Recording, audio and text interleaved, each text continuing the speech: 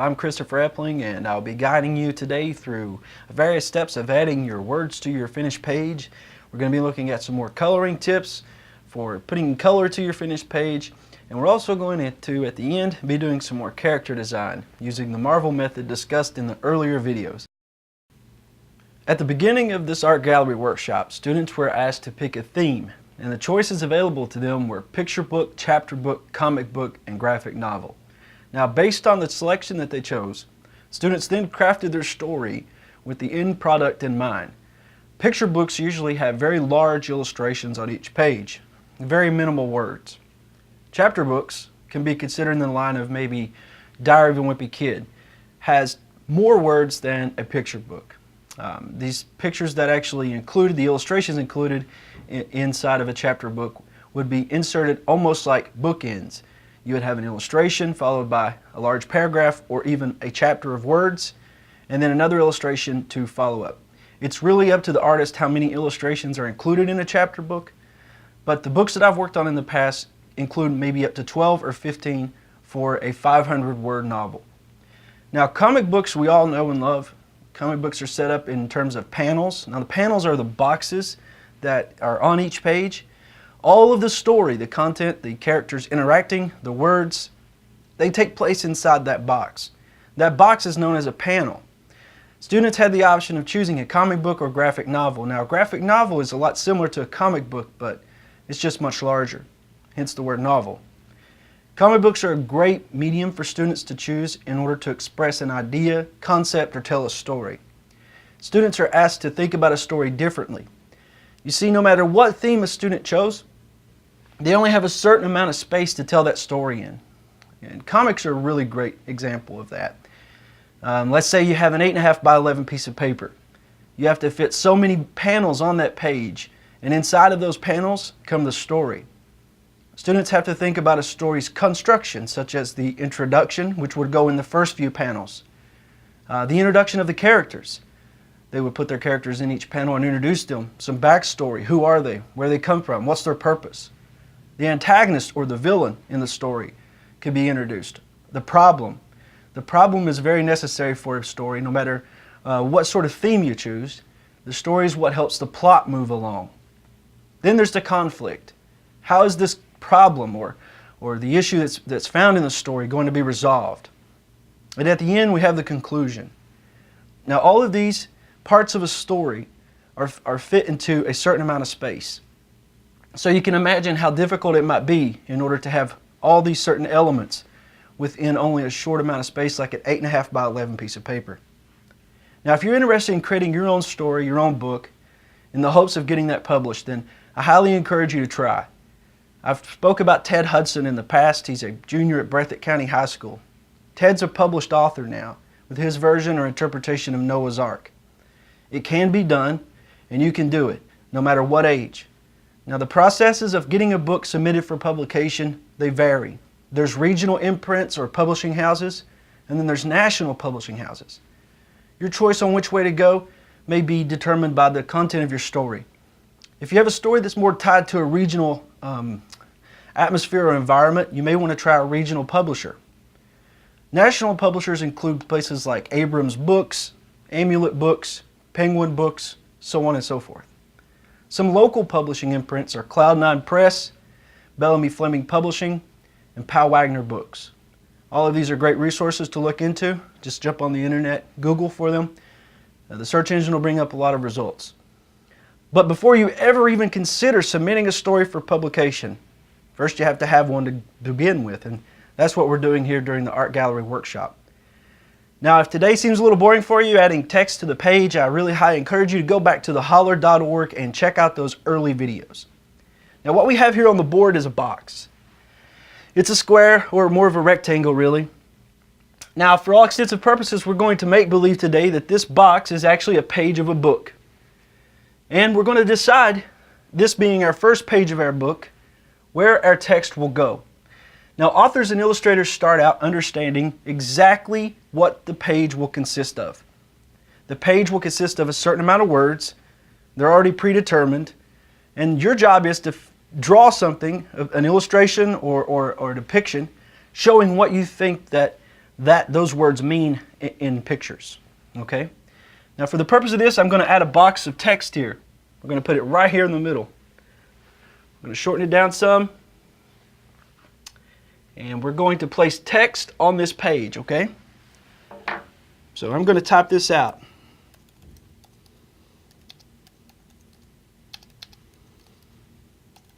Now this should say, once upon a time, and it does, thank goodness. I'm going to shrink it down a little bit here, place it maybe at the top in the right. There we go. Now, we'll go back to our pen. Now, as you can see, once upon a time is up in the top. It leads us off with a story. There's our story's introduction. What you would do from here is use your storyboard to go by. Now, the placement of text might sound sort of common sense. The words go on the page, and you get to kind of decide where they appear, but there's a lot of thought behind where text appears on a page. Things like don't cover your artwork. Important aspects of your artwork should not be covered by the text. Another thing you should think of is what the reader is seeing when they look through your book. How does the words appear? Not just the form or font, but their location on a page. And now I'm going to show you a few examples of this using the box we have here on the page. So let's say that we have this box, and let's say our words appear here in the top left corner. Now, if our words appear in the top left corner, we can go ahead and assume that our artwork is going to be here in the middle. Okay, and let's just go ahead and do this little guy here. And we'll give him some arms and a little belly and some feet. I really don't know what kind of creature this is, but just bear with me. All right, so let's just say he's standing on a pathway. All right. Now, the words appearing here in the top left corner help us to introduce us to the setting. Now, notice that they're not placed on top of the main character. And also, if I were to choose to place more text on this page, I may want to add those in the bottom right-hand corner. And what happens with that is that the words actually help the reader to see where to move throughout the story. You notice that the first set of words here appear in the top left corner. The second paragraph or portion of the paragraph appears in the bottom right corner. In order to continue reading the story, your eyes have to pass through the page. And when you pass through the page, you also take in the artwork. Now, elements like this is very important when deciding what it is that your book will consist of.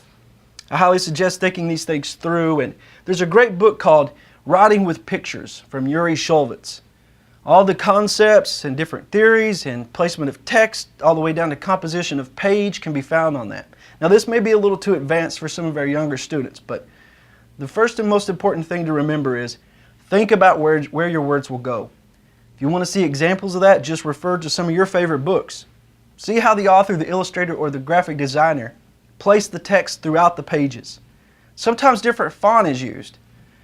There's a book by Bob Shea called Dinosaur versus the Potty. Now, it's a picture book. Now, it's not geared for maybe older students, but reference that book. Look it up. Inside that book, you're going to find a few different things. There's a dinosaur, and of course the book's on potty training.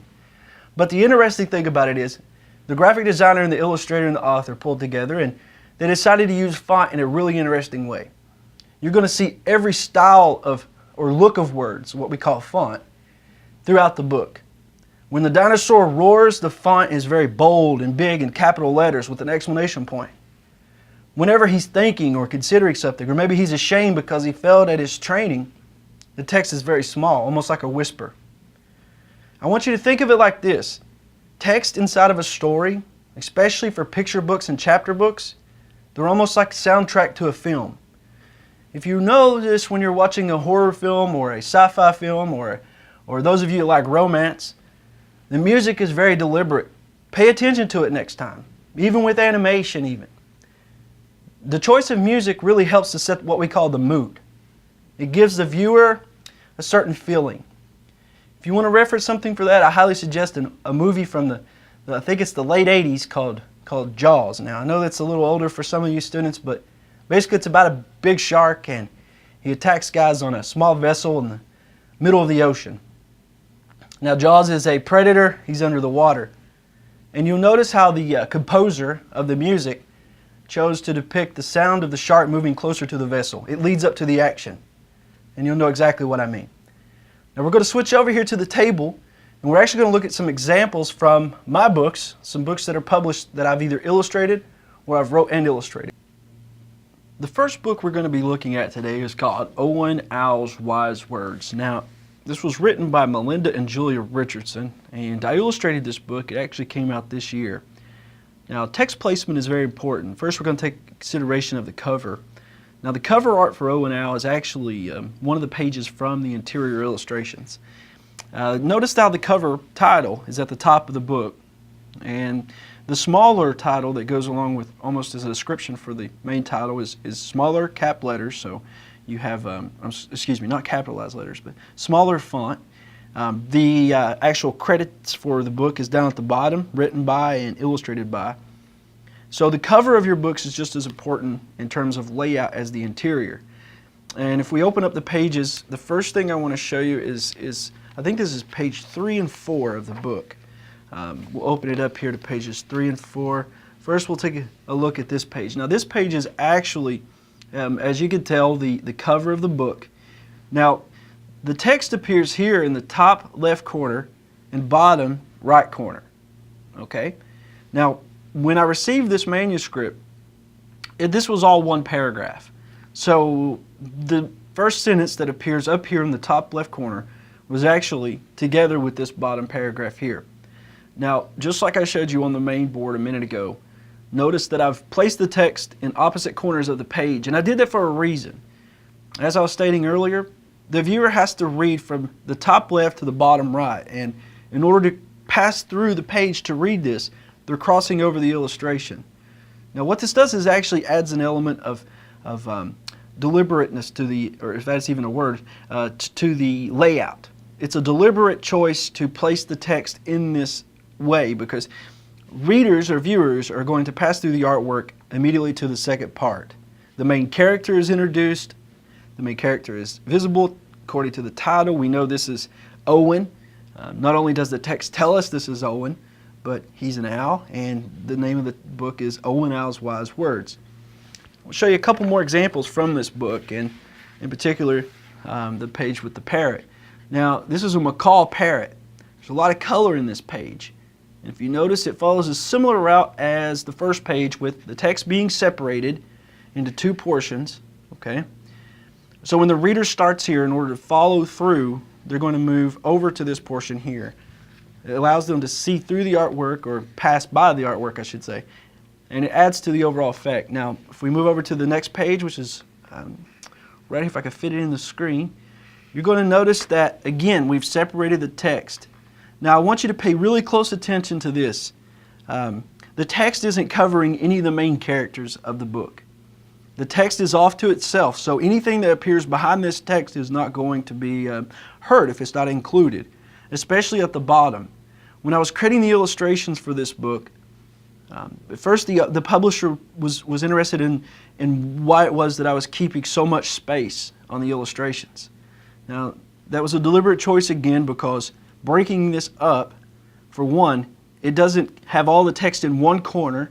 It moves the viewer through the book, and it's also not covering anything important. All throughout this book, I made choices similar to that one. And if you were to flip through this book, you could see that the text is placed on or above things that will not be impacted or obscured by the text itself. Down at the bottom of this page, the text follows along the tree limb at the bottom. So every choice of a children's book is very deliberate.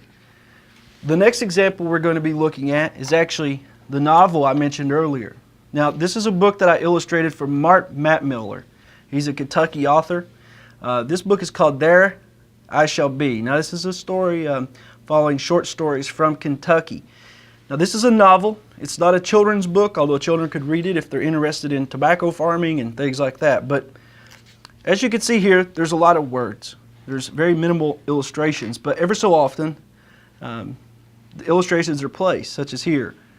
Now, this is a very deliberate choice as well. Breaking up the story and showing various illustrations throughout helps the reader to get an idea of the environment, the setting, and the characters. There's about 12 to 15 of these drawings all throughout the book. Most of these depict different scenes from farm life, living on a farm, baling hay, raising vegetables, cattle, livestock, that sort of thing. So for a chapter book, you may include the drawings on a separate page to themselves, especially if you have a lot of words.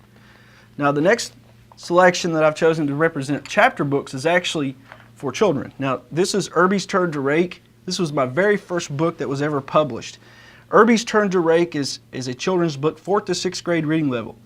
It actually won silver medal for Children's Book of the Year, 4th to 6th grade reading level. Okay, so it's a pretty neat book in terms of how it's constructed, because there's not a whole lot of books, or children's books I should say, that are both a combination of a picture book and a chapter book.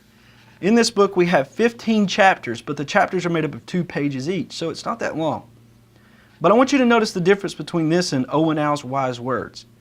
Now the first thing we see different is there's actually a chapter heading here. The chapter heading appears in the top left corner. It only appears whenever a new chapter is taking place. At the bottom of the page we see our text. Now the text is not broken up as compared to Owen Al's Wise Words. It's at the bottom. It's all collected together. So the entire paragraph that's making up the first part of chapter 1 is below the illustration. It's in fact not even covering any portion of the illustration. And I also deliberately chose to have the illustration not extend to the corners. There's this faded old paper look to each page. Chapter books are really interesting in the way that they add a lot of detail concerning text. The story moves along through tons of descriptions and imagery. So illustrations are not, I won't say needed as much, but they're not as necessary as they are for picture books with less words and less imagery. The next example I'd like to share with you today is a small book that came out in 2013. Now, I worked with the Mosby Foundation. It's a foundation that actually helps folks that have pets to get sick and they can't afford health care for their animals. They help to pay for that health care. Now this is called Bellus Story. And it's a true story. I adopted the dog from the Jessamine County Animal Shelter. She became really sick, and this is a story about Addison's disease, and it's bringing awareness of Addison's disease in canines. Now this is much different than the first 2 examples that I showed you, or 3 examples I showed you. Technically this is a picture book, but there's tons of text in here. It's not broken up into any chapters, but there's more words. So you could even say, if you wanted to, that all the illustrations take place inside these boxes.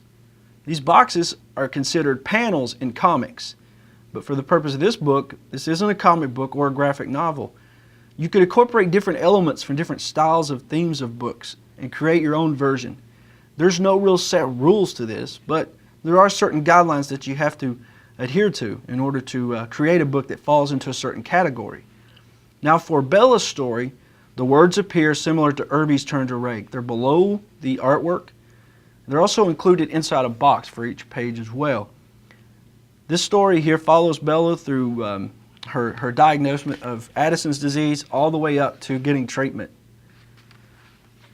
The next example I'd like to share with you is a book that came out in 2014. It's titled Salt. Now, that's a weird name for a book, I know, and if the little astronaut kind of looks like me on the cover, then there's a good reason. This is an autobiographical comic strip, a collection of the first year's worth of comic strips produced on a website called saltwebcomic.com. And I'll tell you a little background about this as we flip through it. When I first started visiting schools, I noticed that there weren't a whole lot of comic strips for young Christians. Now that's something that I wanted to change, and I created Salt based on the need that I saw for this, okay? And I'm a Christian, and this follows Matthew 5:13 is where the name comes from. Now the reason I wanted to share this with you is that this isn't a graphic novel, and the reason for that is that each page is self-contained. Each page is its own comic strip. There's 63 of these in this book. But I want you to notice how I've used text and words on the pages. Now these boxes here that appear inside boxes are called narration boxes. It's the narrator of the story. If the characters aren't speaking, the story has to move along somehow. Now, you don't have to have words with comics or pictures. The pictures alone can tell the story, but if there is narration, then they appear inside these boxes with comics. Now, another example of this is going to be word balloons. Word balloons are used throughout comics to depict communication between characters. There's various ways to use different types of word balloons. The borders change when depicting maybe a different tone of voice. Sometimes you may have seen the borders appear squiggly when someone's nervous. And also sounds. There's no sounds in comics, so you have to choose how to actually incorporate sound through the text on the page. Now, comic artists in the late 50s and early 60s, all the way up to the early 70s, they used mostly what's called an Ames lettering guide in order to lay down the text. Now, all the text in this book was done through a word processor. So I use Photoshop, but there's Microsoft Word, there's Pages for all of you using the iOS devices, the Apple products. Pages is the word processor for that. So you have a couple of options. You can type the text onto a program and then insert it into these boxes, or you hand letter. Now when you hand letter, and I went over this today in our school presentation, when you hand letter for a comic, it's good to be very careful. An Ames lettering guide was something that was used to help cartoonists understand the space between the words. They would lay this device down, and if you want to see what one looks like, you can either Google it or watch the Session 1 video from Paintsville High School today. But this Ames lettering guide would do just what I'm doing here on the page in an easier fashion. It separates individual lines that would appear inside of a word balloon. So you have this space here is the word balloon. The Ames lettering guide creates lines for you to go by. This helps when you're hand lettering because you would add the text here. So your words would appear inside, and you could follow writing on top of the lines, kept them uniform and that kind of thing, okay? So the Ames lettering guide is very, very important. Other things that you can use are stencils. Now stencils are really helpful when creating comics or any types of drawings. I like to use this for perfect circles. There's different shapes and things you can buy with stencils. In Pikeville here, we have Hobby Lobby, which has a lot of different types of tools and devices for young artists or any artist. Also this for angles. We did a video earlier, I think it was in session 2 or 3, and you can check those out on theholler.org on perspective. And the first thing that we did was we used the railroad tracks. So we had the line of perspective here, and then we had railroad tracks that would come from our line of perspective, moving further or closer to, I should say, the viewer. And what this does is it helps the artist understand the use of perspective in drawing. So you can see how the railroad tracks go off into the distance here, and these little angles help to get these lines just right instead of using a gigantic ruler to do it each time. Angles are great for this, and they're really cheap too. You can find them, you know, any Walmart or craft store or any place that sells different types of tools for artists. Okay. Now while we're here and we have the camera set up in order to see drawings, I'm going to pull a page out that I started, I think it was 2 sessions ago, and we have Tim the Tiger. I'm not sure if you remember this, but we used this to talk about color. Now colored pencils have been issued to schools, and if you haven't received your colored pencils, then please send me a message on the holler. That way we can make sure that they get out to you. They have been provided to all of the KVEC representatives in your district, so you can either check with them directly or contact me and I'll ask them for you, okay? But Tim the Tiger here was colored using the same exact colored pencils that were sent out to the schools, or should be sent out to the schools by now. And I wanted to talk a little bit more about color just for a second before we move on to more character design work. Color is really important no matter if you're doing working with colored pencils or if you have a choice of your own. Maybe you've decided to use watercolor. whenever you're applying color to your page, now at this point we've already penciled our page out, we've outlined the important parts of it, but when you're applying color to the page, you should be very deliberate in how you do that, and also build upon color. Try mixing different colored pencils on top of one another. We talked about the use of light when coloring. You have a light source here, and that's the sun. Whenever you're starting to lay down color, think about where your light source, if there is any, where that light source is coming from. How would that change how the drawing is put together, okay? So I'm really interested in seeing what young artists are putting together. If you'd like to share some of your work, please go on to theholler.org and share your work with us there. All right. And again, staying inside the lines is very important too, obviously. Basically what you've done, once you've penciled your page and you've outlined it, is you've created for yourself your very own coloring book, or your coloring page, right? Now, I've had some students to ask me if they can use collages or pictures that they have taken for their book, and that's fine. But if your hopes are to get it published one day, such as Ted Hudson, then I really suggest that you try to illustrate your book, draw your book based on your own interpretation of your story through your drawings, okay? All right, now to see how to apply color and what we've done so far, please check out, I think it's the Art Gallery Workshop Video 3, and the instructions on that will be provided for you. But with the time remaining, I've had a lot of questions that come through for students based on the character building phase, or the fleshing out of your character. So for the purpose of this, I want to actually revisit the Marvel method for a little bit and show you a few more methods on how to create or build your character using that Marvel method. The Marvel method, as we've talked about in videos in the past, is using circles and shapes and as a framework for your final drawing.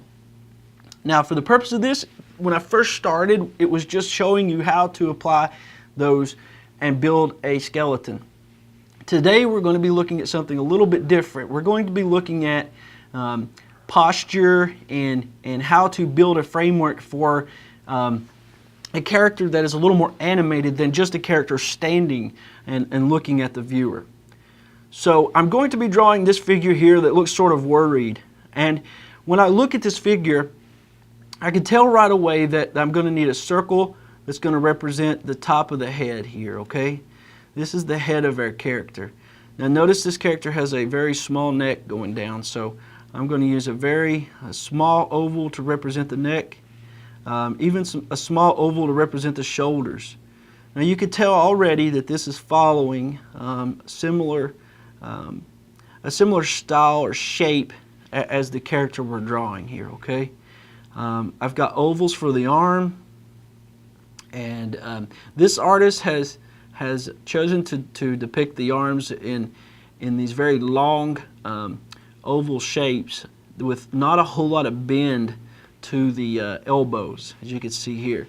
I don't know if any of you watching are familiar with the character known as Finn from Adventure Time, but when I first saw this character here and decided we would try it out, I thought that it resembled Finn a lot. All right, so we have almost the basic shape of this character, adding circles for feet. So now we could go ahead and grab the black and zoom in a little bit and start to put our detail in and see what happens, okay? I'm going to move him over here in the middle of the page so we can see it a little bit better and go from there. Okay.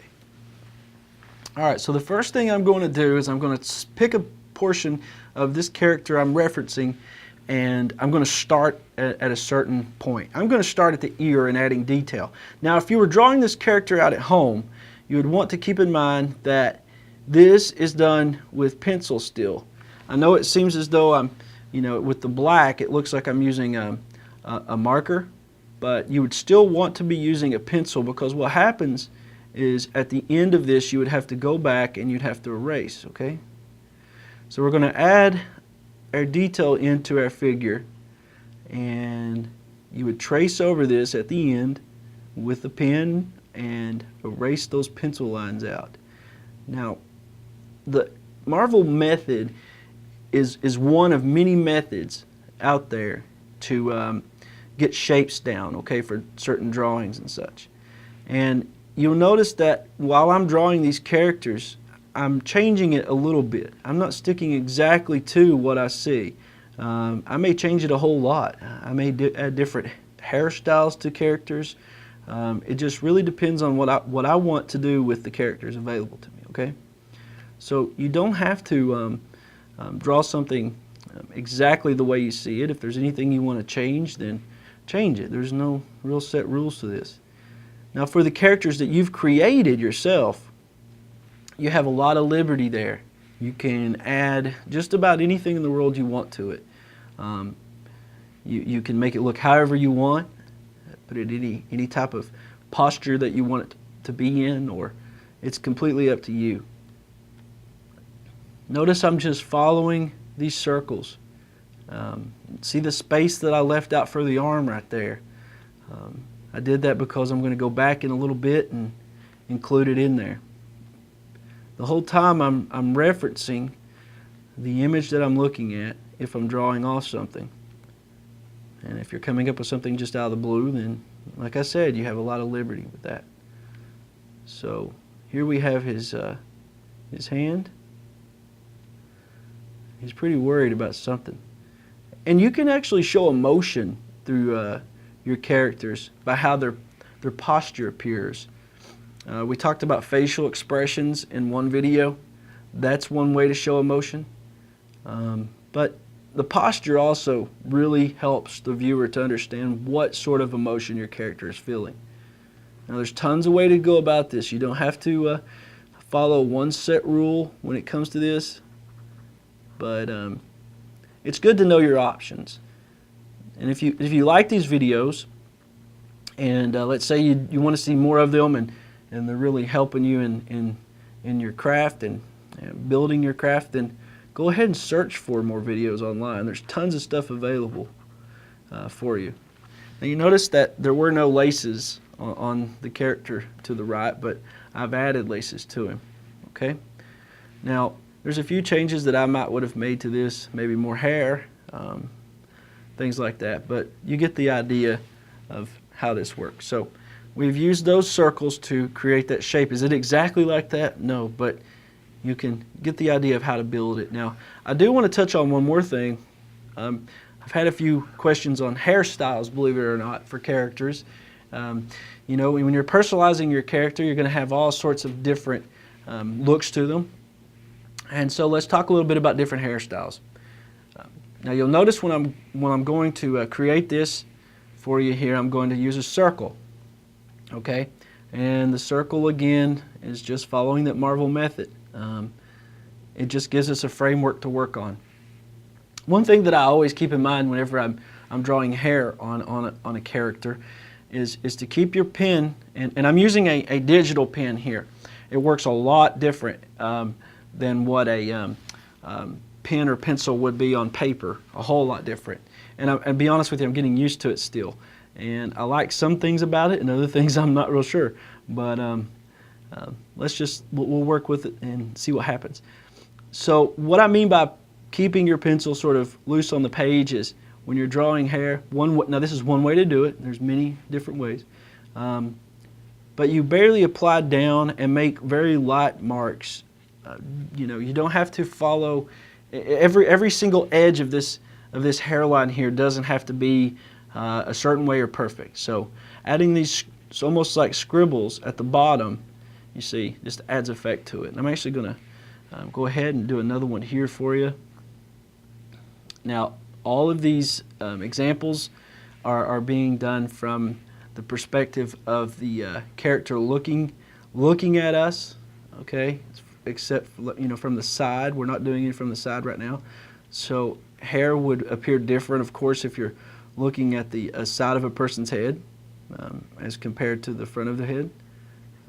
So for this one, we're doing the one with the braids.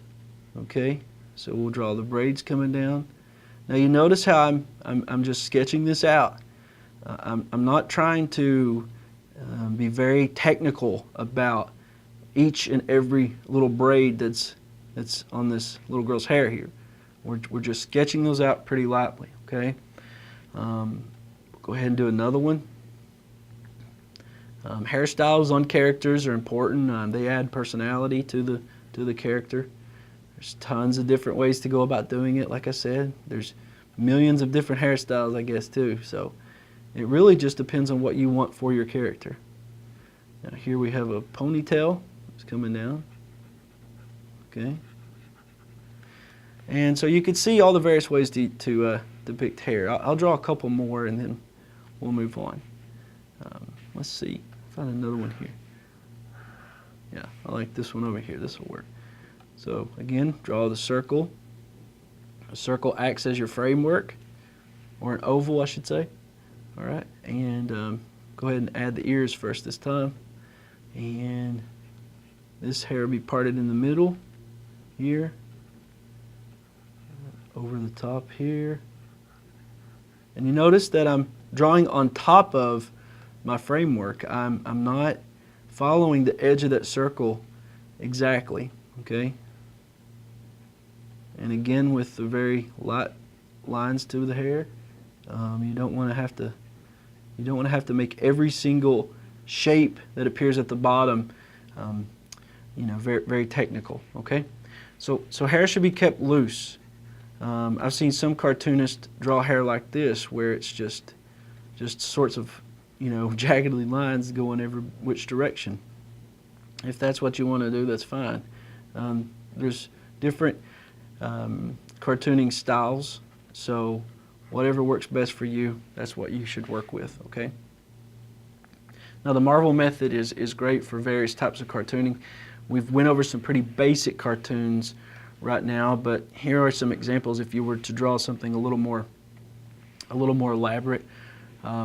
An illustrator that has been very influential in my career has been Mark Wayne Adams, and I'm not really sure if you haven't heard of him, then I highly suggest you look his work up. He worked for Disney. He owns a company called MWA Inc. right now, and he's out of Florida. And his style of art, though, why I'm mentioning him, his style of art is very animated, and what I mean by that is similar to what you're seeing here, okay? So we're going to go ahead and try to use this Marvel method to draw this lady over here on the side, okay? Now you notice this is totally different than what we're seeing here, but once we go back and we start to add that detail in, hopefully we could see how this would change a little bit. So all this does is to serve as your framework. That's it. Okay? That's the only reason that we're doing it. We're creating this to serve as our framework. So we'd go back then. Here's the hair example again. Okay, I'm going to put the ear here. Styles of cartooning vary. If you can handle anime or manga type stuff, then that's wonderful. If you like drawing in that style, then by all means draw what you like to look at yourself. Okay, manga might be a little harder for some, or anime might be difficult for some.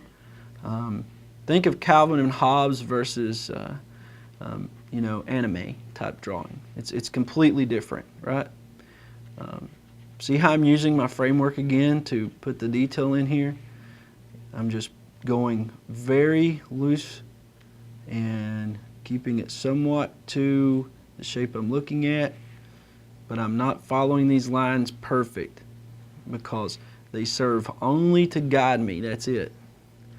They're just guiding your hand or your pen or your line as you create the shapes, okay? I will leave the hand for a second and come back to it. Remember what we talked about with clothing? Clothing hangs on an individual. It's not stuck to the skin usually. If you're drawing something that's realistic, it's not.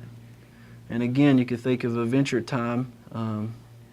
Adventure Time, has the clothing that's actually stuck to the body. So you may do it that way if you want to. That's fine. Okay. So this comes up, the clothing here. Okay. I got the other arm here. And it looks like we have just about everything we need, and we can start adding the details to the face now, okay? So let's zoom in a little bit so we can get the face down. All right, that should be good enough. So again, you know, we talked about using this center line down the face to help us understand where the nose will be and the eyes, and this works really good for doing realistic type drawings.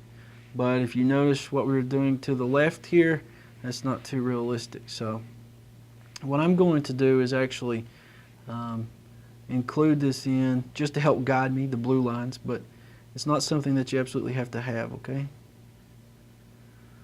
Alright, so now we have, this hair actually comes down a little bit more on the face, I think. Now that I'm looking at it a little closer, let me do the nose first. And it goes up, down. Okay, and she's got a big smile, so it's going to go all the way up here and bring that up into the nose area. Now this is a little bit similar style to the elderly lady that we did in a video in the past. So if you want to go back and let's say you like more detail in your artwork, reference those early videos. We talk a little bit more about that in this, okay? So I'm going to put the eye here, another eye up here, the eyeball, the pupil I should say. Okay, and then this is going to go up, down, and this comes down to the nose and her cheek up here. So it's something like that. Right now, let's take a look at the hand. Hands are, you know, it takes a lot of practice, and believe me, drawing digitally is a lot different than using pen and paper. I'm not, you know, I wish I could master both worlds, but I'm trying. But I really love using digital. It's the coolest thing ever. So we're going to draw our hand coming out. My tips for drawing hands is start at one area, one location, and draw exactly what you see. Now you notice I started with the thumb and then went straight to her pinky. And what that enables me to do is I've set up what I need then to add the rest of the fingers on here, okay? And I'm changing it up a little bit than what it looks like. So there we go. Something like that right there, okay? Alright, so same thing goes for the other hand. This one is actually bent towards the body. The wrist goes up. Now notice I'd make this one straight line all the way up to here to do one finger. See how I've done that? And then I stop. You can only see a little bit of the thumb here, and then the other fingers are going to come right out and follow this one. Alright. I may change this one up a little bit too. Something like that. Okay? So there we have the other hand. Now, using the Marvel method to draw characters will help you in understanding composition and things. Highly suggest you look at other resources available to you on the internet. Go to YouTube, search up how to draw, and then whatever it is you're looking for. One thing we haven't covered very much in the workshops, and hopefully we can in the future, especially through Pike TV, and that's how to draw things like cars or automotives, and even going into buildings and even different landscapes too. So that's really important. I'd like to thank KVAC for making this portion of the art gallery possible for the students. And again, if you're watching this video on Pike TV and this is something that you would like to get involved with creating and sharing your own stories along with your illustrations, whether it's picture books, comics, graphic novels, or chapter books, you can jump onto the holler.org and look for the art gallery. You have to register, create a username, password, and you can start to look up the resources available. Share some of your work. If you want to contact me, you can. My email address is Epling, it's my last name, E-P-L-I-N-G, EplingIllustrations@gmail.com. You can also go and check out my website at ChristopherEpling.com. Thanks so much for joining us today. I hope that you've had a good time, maybe learned a couple things while we've talked about construction of your picture book, chapter book, graphic novel, or comic book. See you in the classroom.